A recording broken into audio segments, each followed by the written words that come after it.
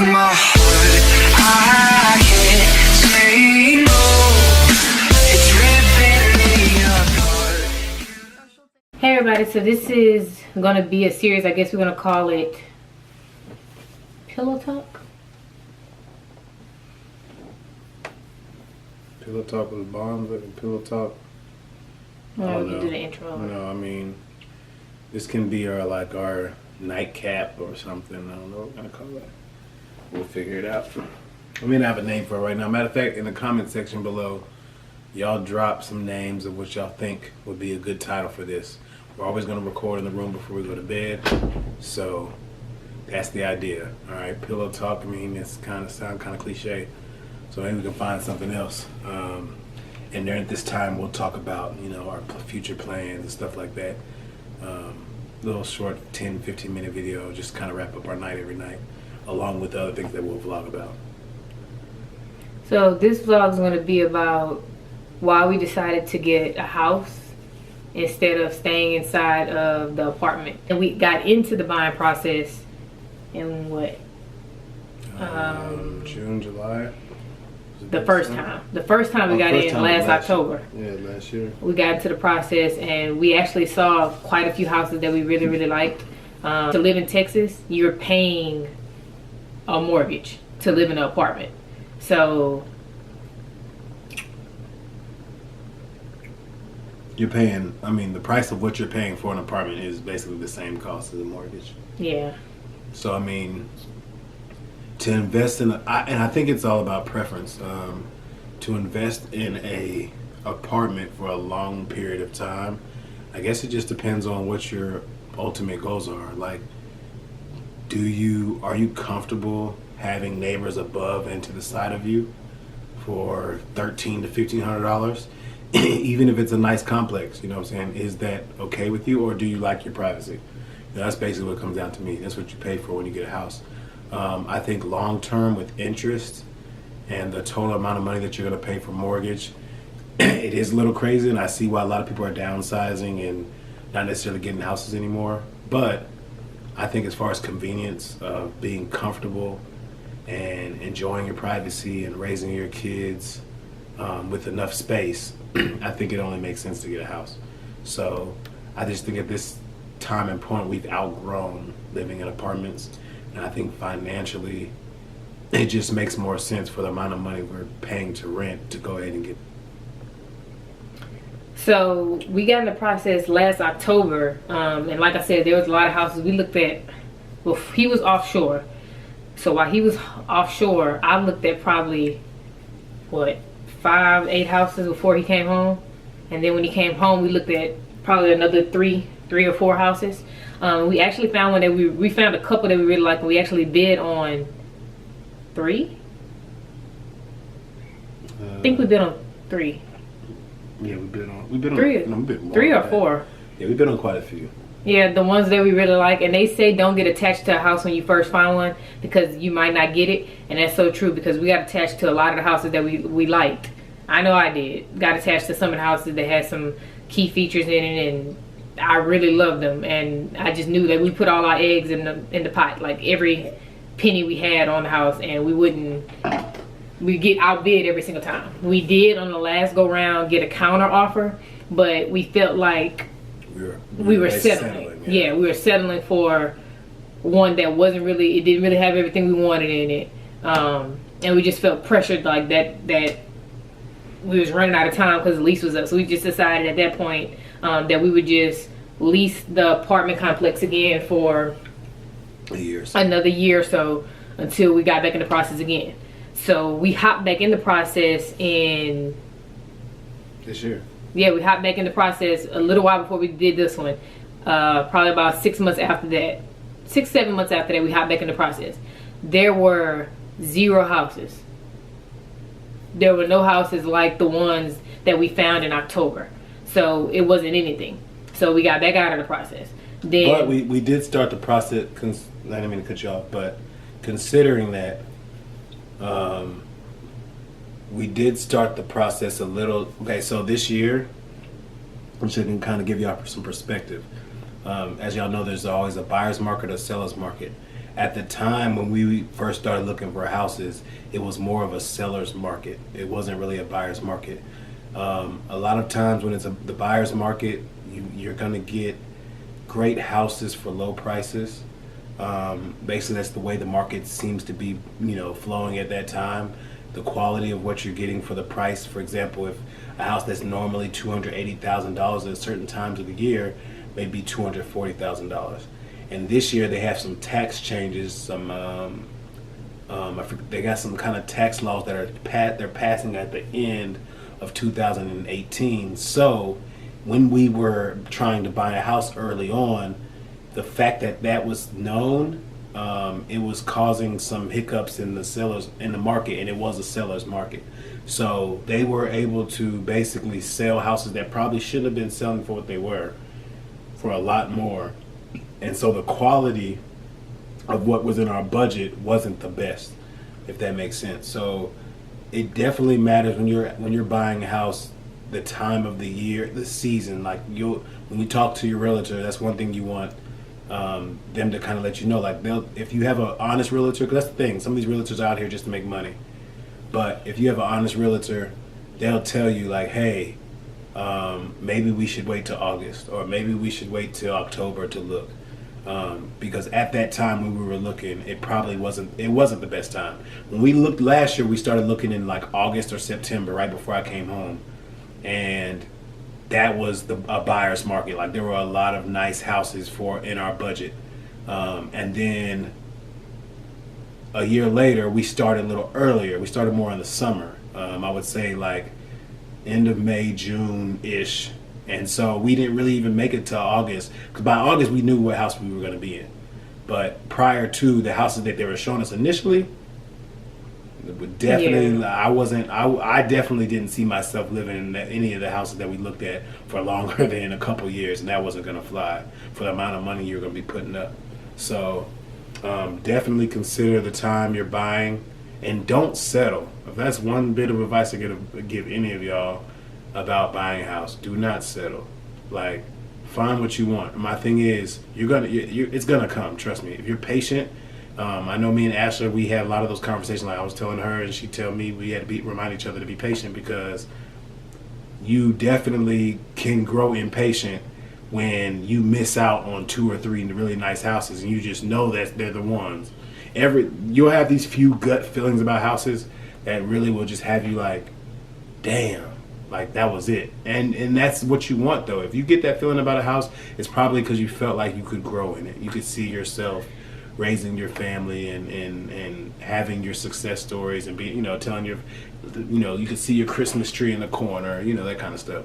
So, and you'll get that feeling a couple times, and then when you don't close on those houses, it's this gut wrenching, heartbreaking feeling, So. But we didn't let that discourage us. We remained patient, and then I feel like we actually end up coming out better than what we actually thought we would because of our patience. Yeah, and I'm impatient, so he has the patience. I don't have the patience.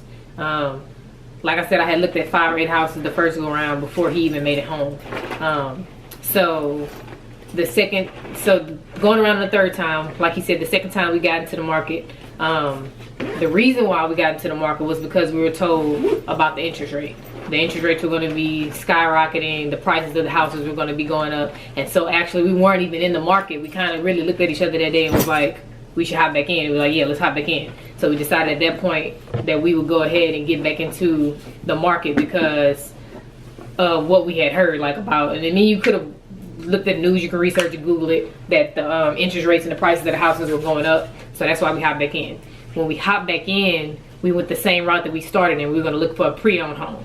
And so we were looking for these pre-owned homes, and we couldn't find nothing. I mean, the comparison of what we found in the summer versus what we found in October is a complete 360. Like, we found houses that...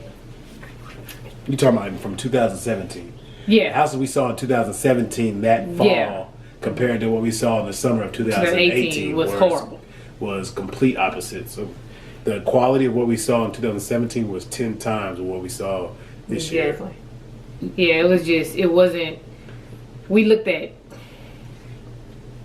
maybe 5 or 6, and then we was like, okay, we see what kind of market this is. Now it wasn't nearly where we were in the fall of 2017 when we were looking. So we actually found, well, we didn't find our realtor has actually been with us since 2016. Was it? Yeah, when we first got started after Mosh. Oh, okay, yeah. When we first initially. When we first started talking about a house, so we found her on Facebook. Actually, she reached out to us. I put a post up looking for realtors in the area, and that's when we found her. She's been completely honest with us this whole time. Very straightforward, to the point. She's quick too. Like, she's quick with getting us houses. Quick with getting us option answers. When we decided to bid on a house, quick with getting it over to the sellers. She's been quick, and she's been great the whole time. So when we were looking in the summer, we couldn't find any houses that we wanted. She suggested, like, we were just about giving up on it, and she suggested, what about building? Now, for us, I don't think we ever even talked about building a house. No, we had mentioned it, but it was never really like in our cards. Like, we never said, well, we're going to build. It was kind of like it's cheaper to. It seemed almost like it was far fetched. I think. With me switching jobs and things like that, I think we were just thinking, oh, this is all we can get for what we have. And granted, honestly, our budget was about $240, maybe a little bit over $240 if we push the envelope. And I'm not trying to tell our business, but that's just what it is. So with that being said, that's not a bad budget for a first house. I mean, my parents, on the house they're in now, their house is now worth, it's been appraised for $320,000. When they moved in 2000, it was $180,000. So they've almost doubled their profit. They're about 100 and what? I mean, no, I'm bad. They're about $60,000 short of doubling their profit. You know, so if you think about that, it just goes to show you. No, I'm excuse me. They're only $40,000 short of doubling their profit, because it's still a lot of money. 180 and 180 be 360, right? So they're got appraised at 320. They're $40,000 short of doubling their profit. So, I mean, that's pretty good, you know. And if he pays the house off in the next 5-10 years and then sells, or even if he sells now, he's still going to come out on top. And ideally, that's what you want.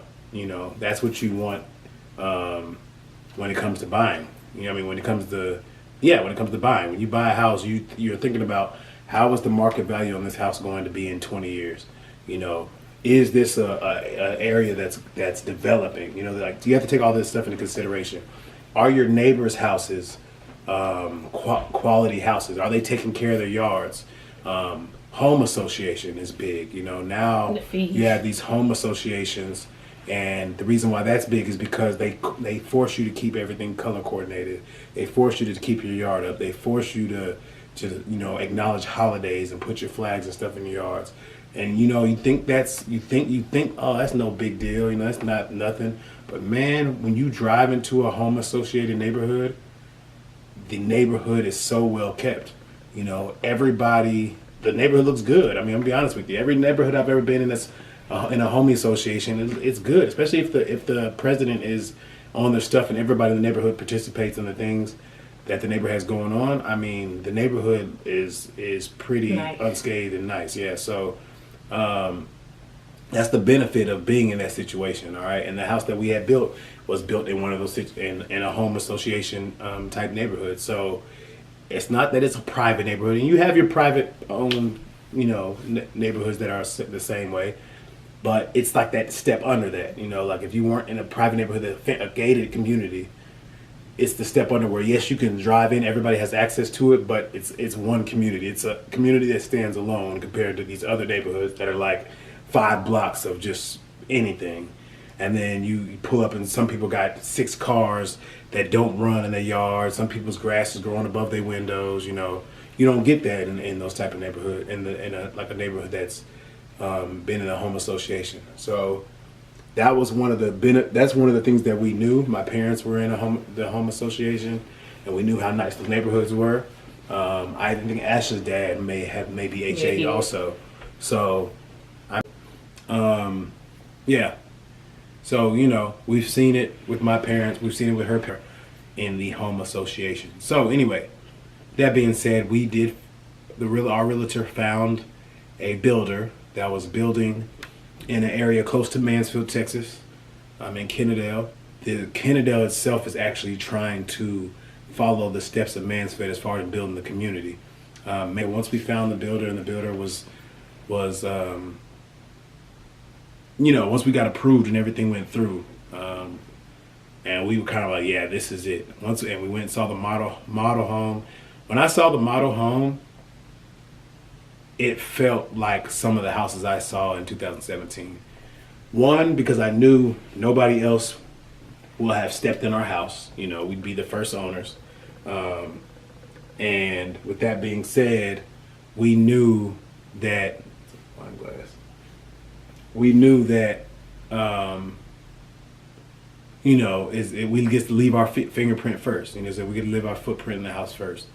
The second thing was we got to make our choices on how we wanted the house to look. That's big too, because then the things that you would have to change along the way in the house, you already get to start off with that. Yeah, you choose that up front. So, I think the only thing we may change in the house is wood floors, and that's just because financially it would make more sense to get it done after than to do it during. We could tax on the other $5,000-$10,000 for the floors, but we probably could get it done with good quality wood for $2,000 to $3,000. So why go the route of $5,000 to $10,000 just to say we had it in that?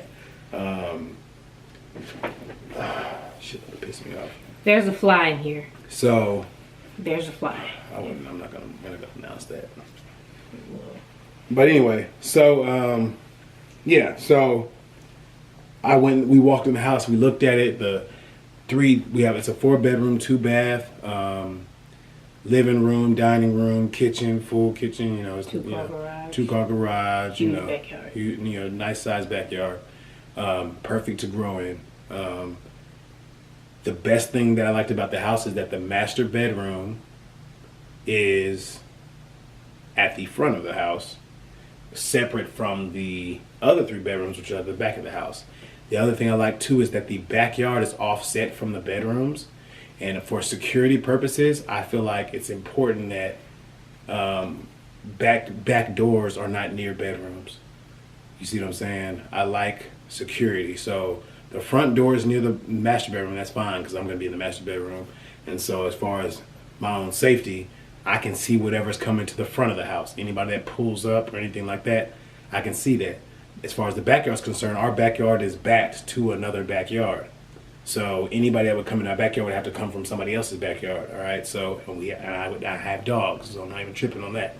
But I would not feel comfortable knowing somebody could walk into my back door and automatically have access to a bedroom.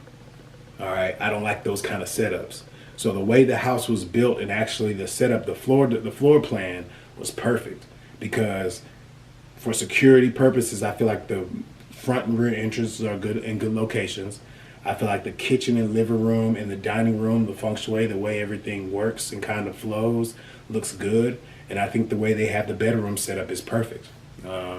So the overall design, blueprint, and floor plan to me was ideal. Especially for a first house, considering we wanted ultimately 4 rooms. Because we knew we were going to have possibly 3 kids. And if not 3, if we just had 2 or whatever situation, we want at least a guest bedroom and possibly an office.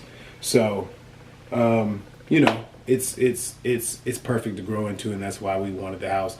And for the price it was in, being brand new, we couldn't pass it up. So, yeah. So, that's pretty much the process of how we got in the house and how we found it. And it went I would say it went pretty quick. But I'll just get into the first stage where we are right now. We had financing when we found the builder already. But when we found the builder, they had their preferred lenders. So you get a little extra discount if you go through their preferred lenders. Now, I would suggest that if you are getting into the house buying process, or whatever the process you call it, when you're planning on buying a house, get and secure your mortgage up front. The mortgage process, I think, it's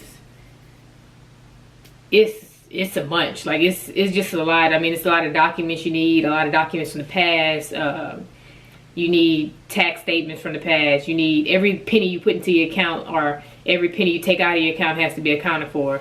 So if that's something you plan, and that's another thing we did when we took that break while we wasn't looking, is we made sure we had all of these things in line. I mean, when we jumped in at the first time, some stuff we didn't know. But the second go around, we had all of our ducks in a line, all of our ducks in a row. We pretty much understood what we needed to do to make the process flow a little easier.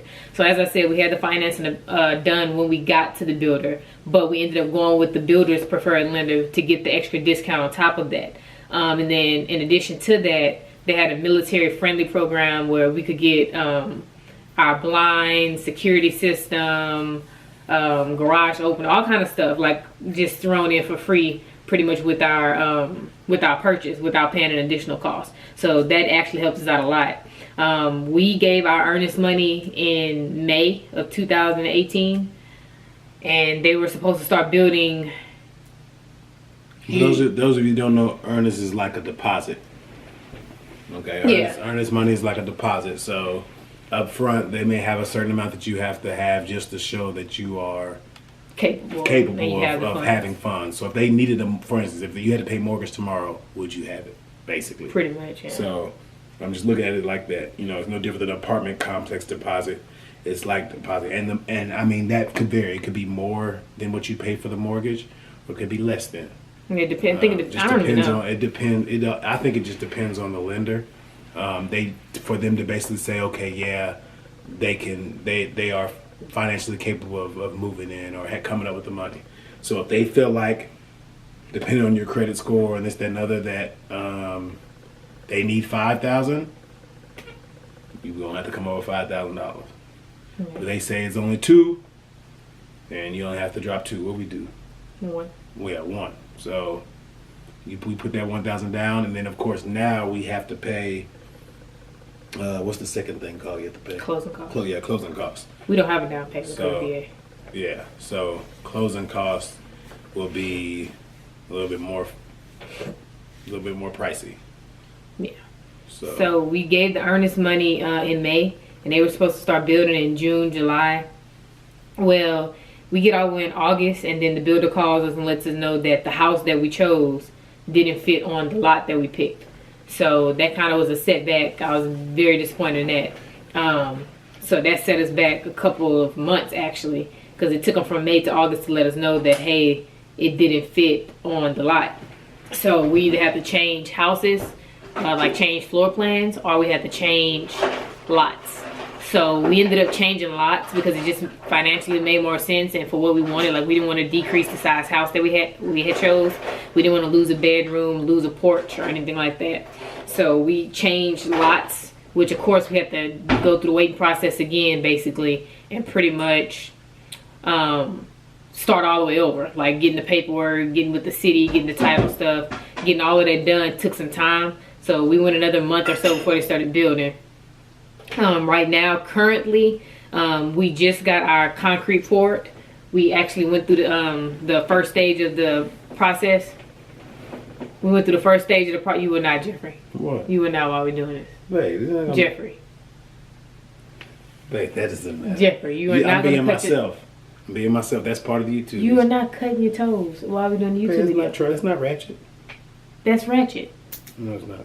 Just keep talking.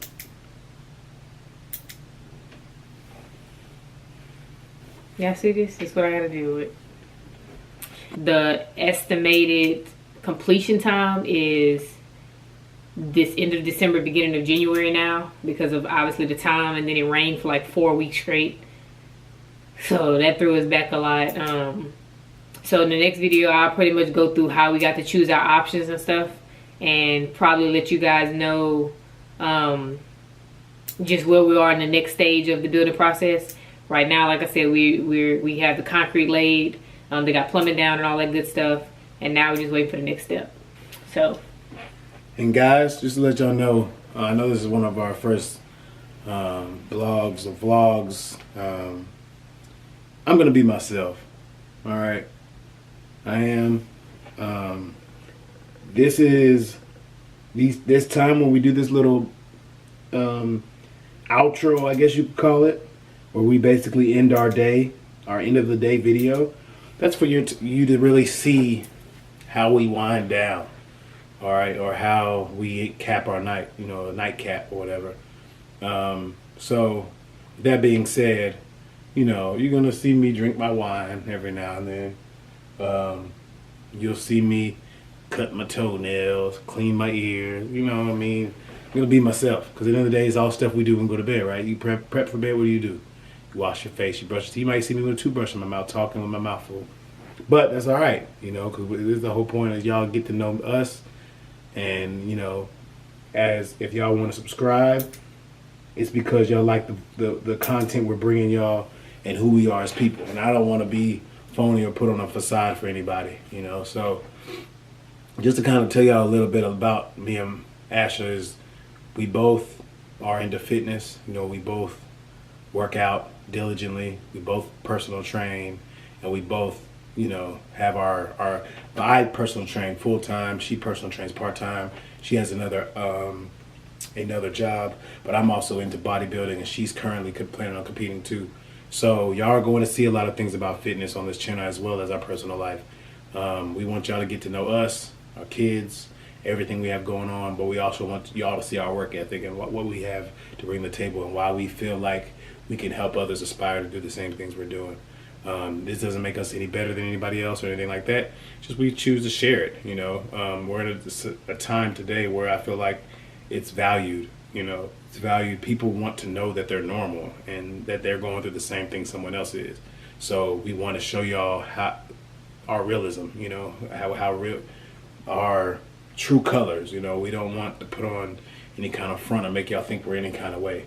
We have real life issues just like everybody else, and I would like to be able to share that with y'all. But the highlights of our life are going to be the most important. You know, we want to show y'all the things that we go through on a daily basis and how we handle situations. And then along with that, let you also see our joys and what we like to do, what our passions are, and then the people that embrace fitness and people that embrace, you know, being with their kids and enjoying the holidays. Something for everybody. Yeah, everybody can relate to that, you know. And so, and then if you don't enjoy fitness right now, you will. You know, maybe watching us or watching our channel convinces you to take that path, you know. So and that's all we're trying to do. We're just trying to help influence people in the right way, because I feel like me and my wife are both pretty well-rounded people. You know, we have our flaws just like anybody else, but for the most part, we're good, you know. So as long as they're good people doing what we're doing, I think the world will be okay. So, if y'all want to, like and subscribe, leave a comment. Anybody, if you leave a comment at the bottom, leave a comment about things that you may want us to post and talk about in the future. We're open to any subject. You know, be conscious of the fact that we're adults and don't, you know, have us talking about craziness. We'll answer things as honestly as possible, but let's not be absurd, you know. And then just, you know, if not just any ideas, but anything that y'all may have been through that y'all may want us to elaborate, any relationship questions y'all may have that we can give our input on, we'll love to do that. All right, but for the most part, man, if you enjoy what we're bringing, the footage we're bringing, and even if you want to, you know, stick around and see, maybe you don't subscribe quite yet, but you're going to be coming back, you know, go ahead, you know, turn our notifications on. That way you get notifications when we post. And then maybe possibly once you saw a couple of videos, you buy into what we're providing, then, you know, then you subscribe, all right? It's free to subscribe. It's free to like, you know, so all we're asking for is support. That's really it, you know, so. We also have our own Instagrams.